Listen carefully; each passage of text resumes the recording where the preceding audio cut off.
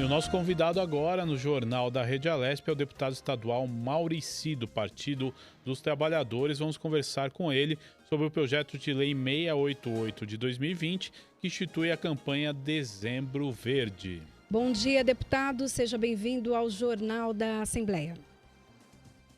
Bom dia, Priscila. Bom dia, Guga. Bom dia aos espectadores do Jornal da Rede Alesp. É um prazer estar falando aqui com vocês novamente. Deputado, explica um pouco para o nosso telespectador o que é o PL 688 de 2020. Guga, o PL 688 de 2020 propõe a criação do Dezembro Verde. O que é o Dezembro Verde? É um mês estadual de conscientização contra o abandono e os maus tratos aos animais, né? Um mês inteiro com ações educativas, a exemplo do que acontece no Outubro Rosa, com o câncer de mama. Essa é a ideia. Deputado, o que levou o senhor a criar esse projeto? Houve alguma solicitação específica de algum grupo ligado ao tema? Como é que foi essa iniciativa?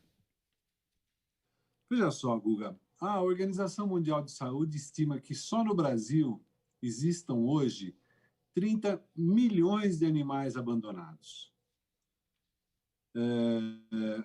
As ONGs destinadas a essa causa conseguem absorver, ou tratar, ou acolher apenas uma fração desse número. Então, foi impactado por esses números que nós decidimos aqui encaminhar um projeto de lei nessa direção. Então, não foi uma demanda específica de nenhuma ONG, mas uma preocupação com esse tema, que é um tema cada dia se agrava mais. Agora, durante a pandemia, por exemplo, todos os números apontam para um maior número ainda, uma deterioração ainda maior do problema, seja em função das questões econômicas, né, financeiras, ou seja, as pessoas estão com menos recursos hoje, seja em função de um medo da contaminação, embora não haja nenhuma prova, nenhuma demonstração de que esses animais, sequer cães e gatos, possam adquirir a Covid-19, quanto mais transmiti-las. No entanto, mesmo assim, durante a pandemia, esse problema se agravou. Deputado, por que a escolha do mês de dezembro, né? Se tem, então, algum fator especial para isso? E também eu queria que o senhor falasse um pouco que essa proposta, esse PL, tem propostas, então, para contribuir para a melhoria dos indicadores relativos ao abandono no estado de São Paulo. Como vai ocorrer, então, essa melhoria? Então, por que é o mês de dezembro, Priscila? Primeiro porque dezembro, janeiro, meses de férias, é quando esse problema do abandono dos animais cresce em geral, né? Segundo porque no dia 10 de dezembro é o Dia Internacional dos Direitos Animais. Não por acaso coincide com o Dia Internacional dos Direitos Humanos, correto? Então essa é a razão, ou são as razões principais para que a gente tenha escolhido o mês de dezembro para marcar essa preocupação, essa necessidade de conscientização. Agora, na verdade, quer dizer, o projeto ele não cria despesa, ele não propõe ações específicas, ele se propõe a catalisar ações nessa direção, correto? Na verdade, várias ONGs já fazem essas conscientizações dedicadas ao tema, já fazem essa conscientização, ações de conscientização concentradas no mês de dezembro. Então, isso é o que a gente quer fazer.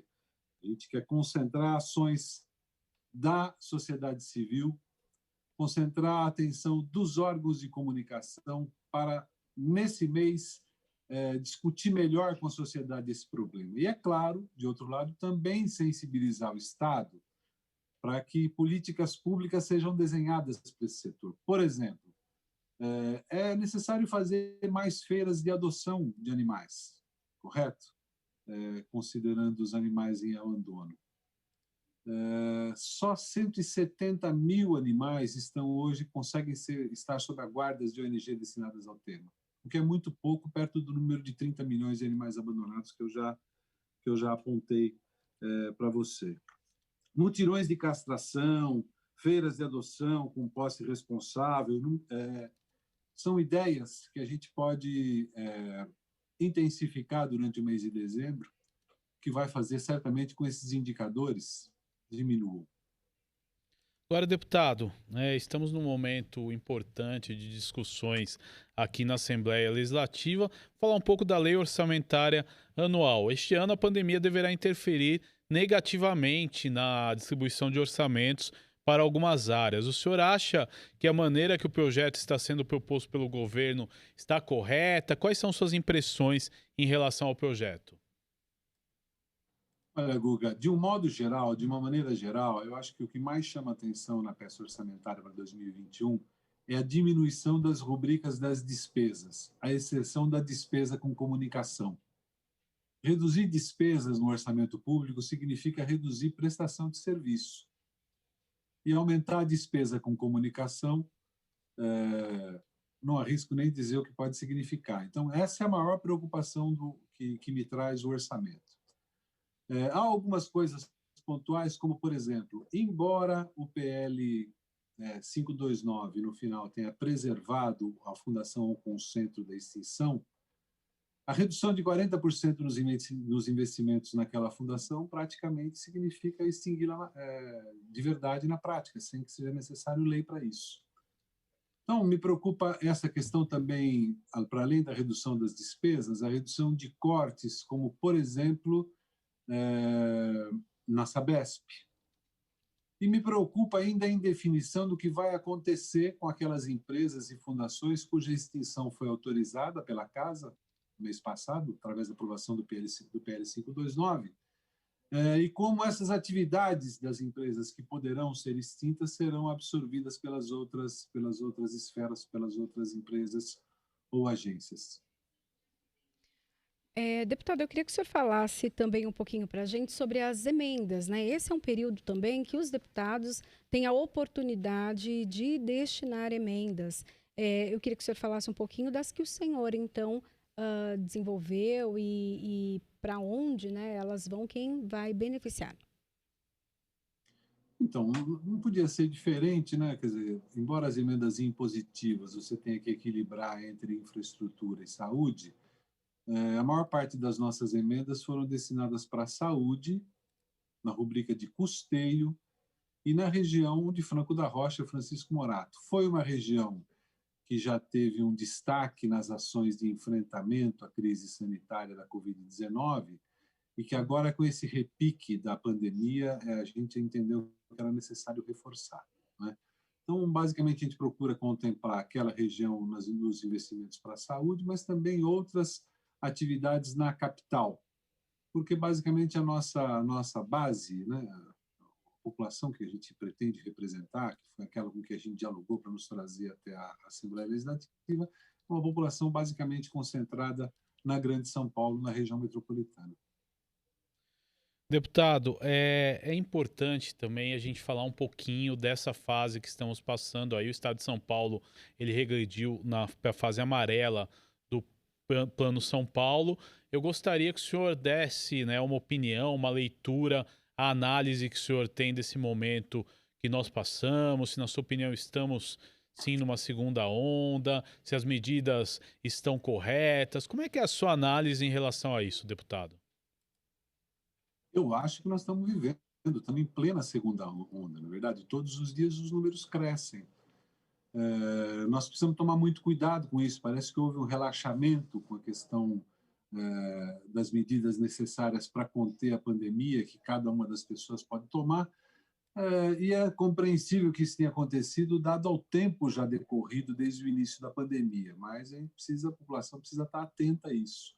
É uma doença, é um vírus letal, ele está aí, não é? A cada dia, amigos, amigas, pessoas próximas são acometidas da doença e o maior número delas vem a óbito. Nós precisamos tomar muito cuidado com isso.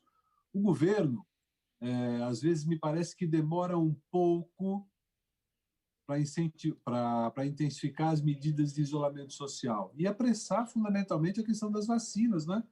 Porque mais importante até do que a segurança da população é a sensação que a população tem de segurança. E essa segurança, eu creio, só virá com a vacinação massiva, o que me parece que está demorando demasiadamente, Guga. Entendi, deputado. É importante também. Qual que é a sua perspectiva, né? O senhor assumiu seu mandato recentemente.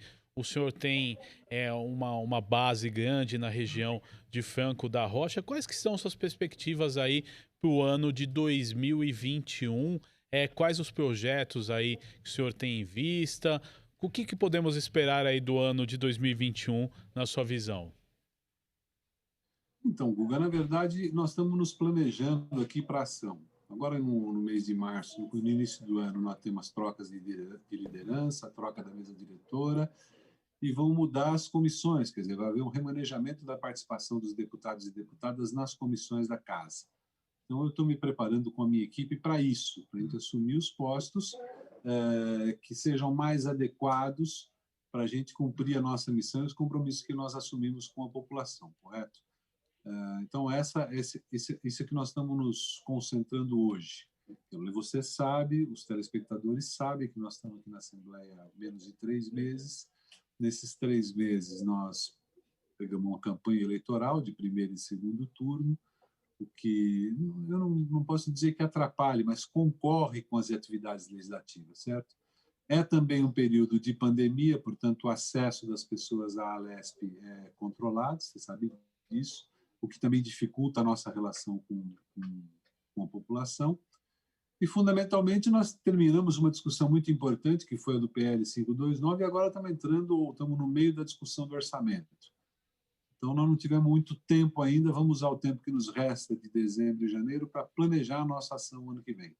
Então, vou ter uma resposta muito mais clara para você e para a população que nós pretendemos representar aqui na Lesp no início do ano. Agora, deputado, voltando um pouquinho ainda à questão da pandemia, né? Qual que é a sua visão? A gente pode ter esperança em relação à vacina? Você acha que os projetos aí que estão sendo apresentados realmente, logo, né, a gente pode começar a vacinação? Por exemplo, o Instituto Butantan aí, o governador João Dória falou que na perspectiva dele é ideal que se comece em janeiro. Como é que o senhor está vendo todo esse cenário aí? Também o Ministério da Saúde que diz que só a partir de março. Como é que o senhor tem analisado tudo isso? Bom, primeiro nós temos no SUS, nós temos na estrutura de serviço de saúde, nós temos que ter muita confiança, porque no que diz respeito à vacinação, nós já aprendemos a fazer. Dificuldade nós teríamos quando, durante a ditadura, nos anos 70, tivemos que fazer uma vacinação em massa contra a meningite, e nós superamos aquele momento. Então, eu não vejo nenhuma razão para nos preocuparmos com essa questão.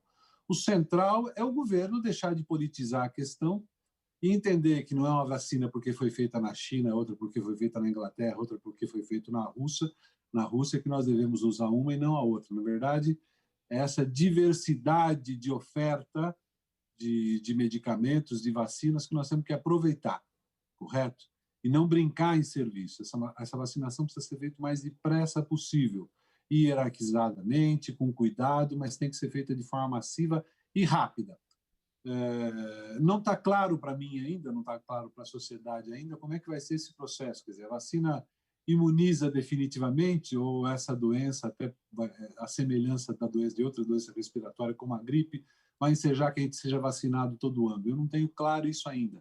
O que eu sei é que para a gente poder voltar à vida normal, se é que seja lá o que signifique vida normal a essa altura, correto? Mas para que as pessoas possam voltar a ir e vir, a exercer as suas atividades, a sua vida normalmente, sem medo de contaminação, é fundamental que a vacina se dissemine o mais rapidamente possível. Deputado, nesta semana chegou em pauta, né, uma decisão então da mesa diretora, né, o projeto de lei 19 de 2020, que autoriza a mesa diretora, que propõe então modernização das ferramentas de gestão da casa. Eu queria que o senhor falasse um pouco então da opinião do senhor em relação a esse projeto e também do partido, né, como o PT vai se posicionar. Então, Priscila, a modernização sempre é bem-vinda, correto? Nós temos que estar sempre sintonizado com a contemporaneidade da sociedade, das novas tecnologias. Agora, essa modernização não pode significar desprezo pelo ser humano, pela mão de obra humana, não pode significar desemprego, não pode significar piora nas condições de trabalho. Então, esse é o cuidado que nós temos que ter ao analisar esse projeto da mesa diretora. A bancada do PT se reúne no início da semana que vem e acho que nós vamos aprofundar esse debate para ver qual é a linha de ação que nós vamos ter para aprovar, incorporar, admitir os avanços que a tecnologia nos traz, sem, no entanto, prejudicar os trabalhadores da casa e, portanto, os serviços desenvolvidos pela Assembleia, que é do povo. Deputado, eu gostaria agora que o senhor, para encerrar essa entrevista, deixasse uma mensagem para o nosso telespectador aí, né? Estamos aproximando do final do ano também, então é importante essa mensagem dos nossos parlamentares. A mensagem que eu posso trazer, Guga, é a mensagem de esperança e de fé. 2020 foi um ano muito difícil, o povo brasileiro soube resistir muito bem e agora, para o ano que vem, nós vamos vencer a pandemia, nós vamos retomar a atividade econômica, o desenvolvimento sustentado nesse país. Pelo menos essa é a minha fé, é a minha esperança, é o meu desejo, é a minha mensagem. Um grande abraço a todos vocês. Muito obrigado, deputado Maurici, do Partido dos Trabalhadores, participando com a gente do jornal dessa sexta-feira, né, Priscila? Verdade. Muito obrigada, então, deputado, pela sua participação e sempre dividir conosco, né, o que acontece no parlamento e a opinião, então, dos deputados, de quem você votou, o que ele pensa e principalmente as decisões que vão ser tomadas aqui no parlamento e que tem influência total na nossa vida.